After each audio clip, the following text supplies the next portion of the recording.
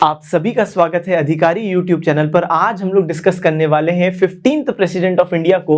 तो बिल्कुल सही बात है, द्रौपदी मुर्मू बन चुकी हैं 15th प्रेसिडेंट ऑफ इंडिया और अब फाइनल वोटिंग का भी रिजल्ट आ गया है, काउंटिंग हो चुकी है और वो खत्म होने के बाद द्रौपदी मुर्मू 15th प्रेसिडेंट बन गई हैं। और उनके जीवन के बारे में जल्दी से पढ़ेंगे, क्यों इनके जीवन को एक बड़ा ही प्रेरणा स्रोत माना जा रहा है सभी के लिए, ना सिर्फ उन लोगों के लिए जो कि वंचित वर्ग से हैं या गरीब परिवारों से हैं, बल्कि हर एक व्यक्ति के लिए, समाज के, क्योंकि इनके जीवन में जो इनने स्ट्रगल्स फेस किया आज हम डिस्कस करेंगे ब्रीफली। और इनका क्या पॉलिटिकल कैरियर रहा, कहां से कहां पहुंच गई हैं, तो सारी बातें हम डिस्कस करेंगे। 15th प्रेसिडेंट ऑफ इंडिया है, first tribal president of India भी बन चुकी हैं। इससे पहले आज तक कोई भी व्यक्ति, ना मेल ना फीमेल, कोई भी ट्राइबल प्रेसिडेंट इंडिया में नहीं रहा है। नेक्स्ट बात करें कंट्री सेकंड फीमेल प्रेसिडेंट, तो कंट्री की पहली फीमेल प्रेसिडेंट थी प्रतिभा पाटिल जी। तो प्रतिभा पाटिल 2007 से 2012 के बीच में वो थी प्रेसिडेंट, फीमेल फर्स्ट प्रेसिडेंट। तो ये कई बच्चों को गलती है, उनको लगता है कि भाई ये फर्स्ट फीमेल प्रेसिडेंट है, नहीं, ये सेकंड फीमेल प्रेसिडेंट है, ये first tribal president of country है द्रौपदी मुर्मू जी। चाहिए आइए इनके बारे में आगे की बात करते हैं। तो जो बच्चों को इस पर्टिकुलर सेशन की पीडीएफ चाहिए तो वो इस टेलीग्राम ग्रुप से जुड़ के पीडीएफ एक्सेस कर सकते हैं। टेलीग्राम ग्रुप का लिंक डिस्क्रिप्शन में दिया हुआ है। इसके अलावा मैं आपको ये भी बता दूं कि हमारी एक ऐप है इंग्लिश अधिकारी, और इंग्लिश अधिकारी यूट्यूब चैनल भी है, जहां पर मध्य प्रदेश से संबंधित सारे कोर्सेज आपको प्री और मेंस के वहां पर ऐप पर मिल जाएंगे, यूट्यूब चैनल पर इंफॉर्मेशन मिल जाएगी। और इसके अलावा daily current affairs Madhya Pradesh का भी आप वहां पर देख सकते हैं। तो इंग्लिश अधिकारी यूट्यूब चैनल पर आपको सब मिल जाएगा, उसका लिंक भी डिस्क्रिप्शन में दिया हुआ है। चलिए तो शुरुआत करते हैं। द्रौपदी मुर्मू जी का जन्म हुआ 1958 में मयूरभंज जिले ओडिशा में। तो मयूरभंज डिस्ट्रिक्ट आपको मालूम होगा कि आयरन ओर के लिए बड़ा फेमस है, आयरन ओर मिनरल के लिए फेमस है, वही मयूरभंज जिले में इनका जन्म होता है 1958 में। और अभी 2022 में जब ये प्रेसिडेंट बन गई हैं तो इनकी उम्र 64 ईयर्स है। तो 64 साल की उम्र में प्रेसिडेंट बन गई हैं। आगे की बात करते हैं तो आप देख सकते हैं मयूरभंज डिस्ट्रिक्ट ओडिशा में इनका जन्म होता है। और जब ये छोटी थी तो इनके जो फादर, ग्रैंडफादर थे, वो दोनों ही विलेज हेडमैन हुआ करते थे अपने अपने समय के, लेकिन फिर भी फाइनेंशियली ये वीकर सेक्शन से आती थी, गरीब परिवार से बिलोंग करती थी। इनकी शादी आगे चलकर श्यामचरण मुर्मू जी से होगी। ये एक गवर्नमेंट इनको पोस्ट भी मिल जाएगा, ये इरिगेशन डिपार्टमेंट में जूनियर असिस्टेंट की तरह काम करती हैं। अब यहां से इनकी कहानी शुरू होती है स्ट्रगल की। और क्या कारण है कि नरेंद्र मोदी साहब ने जब इनको घोषित किया था कि एनडीए की प्रेसिडेंशियल कैंडिडेट ये होंगी, तब कहा था यही वाली बात कि मिलियंस ऑफ पीपल के लिए इंस्पिरेशन है। क्या कारण है वो आपको यहां से समझ में आ जाएगा। ये इनके दो बेटे, इनके और इनके जो श्यामचरण मुर्मू है उनके दो बेटे और इनकी एक बेटी एतिश्री मुर्मू। अब कहानी यहां से शुरू होती है कि साल 2009 में इनके एक बेटे की रोड एक्सीडेंट में डेथ हो जाएगी और ये डिप्रेशन में चली जाएंगी। अब आप सोचेंगे कि अरे भाई कितनी बड़ी बात है, चलो ठीक है, लेकिन देखिए जरा 2013 में क्या होता है। 2013 में इनके दूसरे बेटे की भी डेथ हो जाती है। इनकी मदर और ब्रदर की भी उसी साल कुछ हफ्तों बाद डेथ हो जाती है। और ये निश्चित रूप से एक बहुत बड़ा शॉक था इनके जीवन में। तो इतना बड़ा शॉक, अब मदर की भी डेथ हो गई, ब्रदर की भी डेथ हो गई, दोनों बेटों की डेथ हो गई। अब इस सदमे से ये उभर भी नहीं पाई थी कि नेक्स्ट ईयर 2014 में इनके हस्बैंड की भी डेथ हो गई। अब आप सोचो कि ऐसा व्यक्ति जिसने 4-5 साल के अंतराल में अपने ऑलमोस्ट पूरे ही परिवार को खो दिया हो, वो व्यक्ति आगे चल के देश का राष्ट्रपति बन पाया, अपने आप को संभाल पाया। तो यहीं पर हम बात कर रहे हैं इंस्पिरेशन की। बच्चे बात करते हैं मुझसे और कई कई बहाने ऐसे ऐसे बनाते कि सर मैं नहीं एग्जाम निकाल पाया, सर मेरे पाँव में तो रॉड डली है, सर मेरी फाइनेंशियल स्थिति नहीं है अच्छी। कोई कोई बच्चे तो ऐसे ऐसे बहाने देते हैं कि सर गर्लफ्रेंड की शादी हो गई, पढ़ने में मन नहीं लग रहा। अरे पागल इंसान, ये कोई बहाना है क्या? आपके ये जो बोल रहे हो पाँव में रॉड डली, पाँव में नहीं डली है, दिमाग में रॉड डली है आपके। आपने अपनी असफलता को छुपाने के लिए, अपनी नजरों में ना गिरने के लिए अपने आप को बहाने दिए हैं कि देख भाई तू तो बहुत सही व्यक्ति है, बस तेरे जीवन में जो समस्या है उसकी वजह से तू नहीं निकाल पा रहा है। दूसरे लोग एग्जाम्स इसलिए निकाल ले रहे हैं क्योंकि उनके जीवन में तो कोई समस्या नहीं, तेरे साथ ये समस्या इसलिए तू नहीं निकाल पा रहा।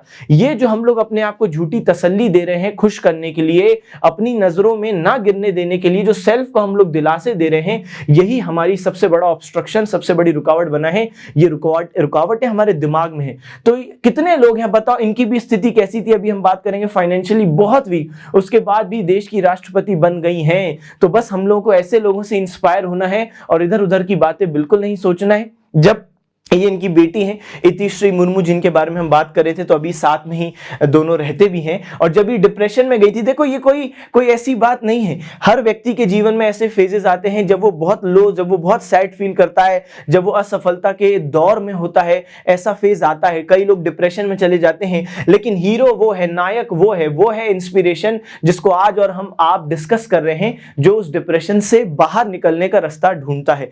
तो इनने भी रास्ता ढूंढा, ये स्पिरिचुअलिज्म की तरफ चली गई, ब्रह्म कुमारी निर्मला जी की भक्त बन गई, और फिर आगे चल के उनसे उनकी मुलाकात भी हुई है, उनकी ही तस्वीर है।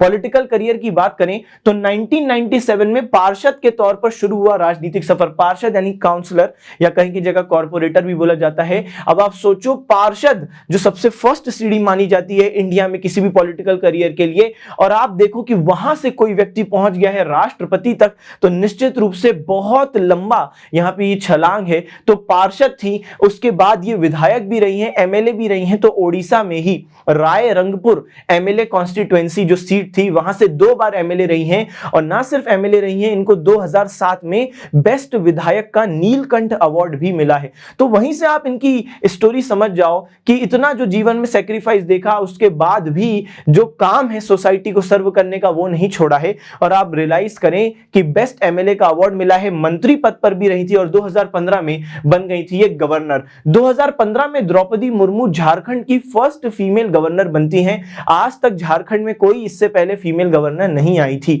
मैं आपको बता दूं, इनका जो पॉलिटिकल करियर है ओडिशा में स्टार्ट हुआ। पार्षद ओडिशा में रही, एमएलए ओडिशा में रही, मिनिस्टर ओडिशा में रही, लेकिन जो गवर्नर बनाई गई वो झारखंड की बनाई गई है। तो सेंट्रल गवर्नमेंट ने इनको झारखंड का 2015 में गवर्नर बनाया। 2015 से 2020 तक ये गवर्नर रही है, first female governor of Jharkhand. ना सिर्फ ये पहली गवर्नर है जिन्होंने 5 साल कंप्लीट किए। इनसे पहले जितने भी झारखंड में गवर्नर आए, किसी ने 5 साल कंप्लीट नहीं किए। इन्होंने पूरे फुल 5 ईयर टर्म होता है वो कंप्लीट किया है। इसके अलावा ये पहली ट्राइबल पर्सनैलिटी है जो किसी इंडियन स्टेट की गवर्नर बनी है। कोई ट्राइबल पर्सनैलिटी इससे पहले हम नहीं देखते, कोई ट्राइबल लीडर या पर्सनैलिटी जो कहीं का भी इंडियन स्टेट का गवर्नर बना हो। अब तो खैर ये गवर्नर क्या प्रेसिडेंट भी बन गई है, तो निश्चित रूप से बड़ी सफलता की बात है। और मैं बताऊं, जब ये गवर्नर थी, भाई क्या कारण है कि बीजेपी के पास इतने सारे ऑप्शंस हैं, और क्यों एनडीए ने, या बीजेपी कह दूं मैं क्योंकि एनडीए उनका कोलिशन है, क्या कारण है कि उन्होंने इनको चुना? तो मैं आपको कारण भी बताता हूं। जब ये गवर्नर थी तब झारखंड विधानसभा ने 2 बिल्स इनके पास भेजे थे, इन्होंने रिजेक्ट कर दिया कि मैं नहीं दूंगी भाई, इसको असेंट नहीं दूंगी, हां नहीं कहूंगी। और वो बिल्स के नाम क्या थे? संथल परगना टेनेंसी एक्ट और छोटा नागपुर टेनेंसी एक्ट। असल में ये बिल्स कह रहे थे कि कोई ट्राइबल व्यक्ति जो है, तो उसकी प्रॉपर्टी कमर्शियल यूज के लिए उसकी इच्छा मिलने के बाद उसका कमर्शियल यूज किया जा सकता है। लेकिन द्रौपदी मुर्मू जी का कहना था कि जो ट्राइबल्स हैं उनसे फोर्सफुली किसी ने साइन करवा लिया पेपर पर, तो या उनकी निरक्षरता का फायदा उठाकर, क्योंकि आज भी शिक्षा हमको मालूम है कई क्षेत्रों में नहीं पहुंची, जहां पहुंच भी गई है नाम के लिए पहुंची है, फंक्शनल लिटरेसी नहीं है। तो इसलिए इनका कहना था कि भाई किसी ने उनकी निरक्षरता का फायदा उठा के उनके पास जाके पेपर्स पर दस्तखत करवा ली कि हां भाई मैं कमर्शियल यूज का अधिकार देता। उस व्यक्ति को पता चला, आदिवासी व्यक्ति को मालूम ही नहीं है बेचारे को, और कोई बड़ी कंपनी ने आके या लोगों ने आके, बाहुबली टाइप लोगों ने आके उसका मिसयूज कर लिया। तो इसलिए इन्होंने इन बिल्स को हां नहीं कहा है। ये कई बार, कभी जब भी कोई ट्राइबल्स पर या वुमेन पर एट्रोसिटीज होती थी तो तुरंत डीजीपी को इन्होंने समन किया कि आओ भाई मिलने आओ, और भी सीनियर ऑफिशियल्स को, जिसकी वजह से इनका नाम बहुत ज्यादा ट्राइबल्स के बीच में होने लगा, और ट्राइबल्स तो ऑलमोस्ट इनको भगवान की तरह पूजने लगे। और उनके मन में बिलीफ आने लगा कि जब तक द्रौपदी मुर्मू है हमारा कोई भी कुछ नहीं बिगाड़ पाएगा। और यही कारण है कि बीजेपी ने इनको अपना कैंडिडेट, प्रेसिडेंशियल कैंडिडेट फील्ड किया, और वो जीत भी गई। क्यों? क्योंकि बीजेपी को 2024 यानी अगले साल के जो लोकसभा, अगले से अगले साल के जो लोकसभा चुनाव हैं, वहां पर जीत दर्ज करनी है अच्छे खासे ट्राइबल वोट्स के साथ। देश की ट्राइबल पॉपुलेशन की बात करूं तो 8.6%, जो कि एब्सोल्यूट नंबर में लगभग 10 करोड़ का आंकड़ा आता है। आप सोचो इतनी बड़ी ट्राइबल पॉपुलेशन है देश की, तो उनको यहां पर टारगेट किया जा रहा है। 2019 के लोकसभा चुनावों में ट्राइबल वोट्स कम मिल गए थे, बीजेपी को कम मिले थे, और देश का सबसे बड़ा राज्य जहां पर सबसे ज्यादा देश का सबसे ऐसा राज्य जहां पर सबसे ज्यादा ट्राइबल पॉपुलेशन है वो मध्य प्रदेश है। सबसे ज्यादा ट्राइबल पॉपुलेशन देश में मध्य प्रदेश में है और 2018 में बीजेपी को वहां पर भी वोट नहीं मिले थे। यही कारण था कि बीजेपी जो पावर में थी वो 2018 में आउट ऑफ पावर एमपी में हो गई थी। तो ये पूरा एनालिसिस है बीजेपी का कि ट्राइबल वोट्स नहीं मिले 2018 में, 2019 में। तो अब एक लगातार एक कोशिश की जा रही है ट्राइबल पॉपुलेशन को खुश करने की, और इसलिए आप देखते हो कि हबीबगंज स्टेशन का नाम रानी कमलापति स्टेशन किया गया भोपाल में, जो कि देश का पहला वर्ल्ड क्लास रेलवे स्टेशन है और पहला प्राइवेट रेलवे स्टेशन भी है। तो क्यों किया गया? क्योंकि रानी कमलापति गोंड ट्राइब से बिलोंग करती थी। चले, तो यहां पे यही वाली पूरी कहानी उनको ही खुश करने के लिए किया गया। ये उनके घर की फोटो है जो मैंने स्पेशली रखी कि आप देखो कई सारे बच्चे अधिकारी बनने का सोचते हैं और उनके मन में गलत चीजों की इंस्पिरेशन आती कि भाई लाल बत्ती होगी, गनमैन होंगे, ये होगा वो होगा, शो ऑफ। नहीं भाई, आपको अगर रियल सेंस में हीरो बनना है, आप चाहते हो कि सच में आप इंपैक्ट डालो। बहुत सारे आईएएस आईपीएस है, बनने के बाद लोग पूछते भी नहीं है, बन जाते हैं, सरकार भी उनको इधर उधर कर देती, इधर मेन जगहों पर नहीं भेजती क्योंकि उनका रिकॉर्ड खराब हो जाता है। तो देखो, अगर आप सचमुच काम करने वाले व्यक्ति हो तो आपको हर कोई लॉन्ग टर्म में सलाम करेगा। एग्जाम निकलने के बाद आपको तो सब कुछ समय तक पूछेंगे, लेकिन जो आपका सही काम अगर आईएएस आईपीएस डीसी बनने के बाद है तभी आपको लॉन्ग टर्म में पूछा जाएगा। द्रौपदी मुर्मू से सीखिए, ये इनका वो घर है गवर्नर के बाद। जब गवर्नर पद से हटी तो जो गवर्नर का राजभवन होता है उसके बाद से हटी, 2020 के बाद इस घर में देखो इनके आई। इस घर देखो कितना साधारण सा घर है। तो आप देखो, हम लोग इमेजिन करते हैं क्या कि गवर्नर लोग या पीएम लोग या सीएम लोग इस प्रकार से रहे, लेकिन द्रौपदी मुर्मू रहती थी। तभी तो ये नायक हैं, तभी तो इनको ट्राइबल हीरो के रूप में एक्सेप्ट कर रहे हैं, तभी तो हम कह रहे हैं कि समाज के हर वर्ग के लिए इंस्पिरेशन है ऐसे लोग, और अच्छा है कि ऐसे लोग ऊपर उठ रहे हैं। चले नेक्स्ट बात करें, 2022 की बात करते हैं। तो 2022 में इनको फर्स्ट ट्राइबल नॉमिनेशन मिला है प्रेसिडेंशियल कैंडिडेट का, और प्रेसिडेंट तो बनी गई है, लेकिन वो घटना भी डिस्कस करें जब इनको घोषित किया गया। तो इनको घोषित जब कर दिया था तो मैंने बताया नरेंद्र मोदी साहब ने ये ट्वीट किया था कि भाई सबके लिए इंस्पिरेशन है। 2016 में एक और बड़ी घोषणा की थी मुर्मू मैडम ने, क्या बोला था कि मेरी डेथ के बाद मेरी जो आंखें हैं वो डोनेट कर दी जाएं। क्या आपने और मैंने ऐसा किया? फिर हम लोग बोलते हैं कि यार हमको भी तो राष्ट्रपति बनना है, पीएम बनना है, क्या हमने और आपने ऐसा किया? अगर आप में से किसी ने किया हो तो निश्चित रूप से गर्व की बात है, बहुत अच्छी बात है अगर किया है। अधिकतर लोग नहीं कर पाते हैं, बस सोचते ही रहते हैं करेंगे, और इसलिए कुछ ऐसे लोग होते हैं जो कि अलग और महान बन जाते हैं। तो first tribal to be nominated for the post of president, तो पहली ट्राइबल जिनको नॉमिनेट किया गया और अब पहली ट्राइबल जो प्रेसिडेंट बन भी गई हैं, 15वीं प्रेसिडेंट बनी है। अच्छा, एक और बात मैं बता दूं, ये 15th प्रेसिडेंट हैं और 16th प्रेसिडेंशियल इलेक्शन में जीती हैं। सर इन दोनों में क्या फर्क है? देखो, नंबर इसलिए चेंज हो गया क्योंकि राजेंद्र प्रसाद साहब 2 बार प्रेसिडेंशियल इलेक्शन में खड़े हुए, 1952 से 57 में एक बार प्रेसिडेंट बने और 1957 से 62 में दूसरी बार प्रेसिडेंट बने।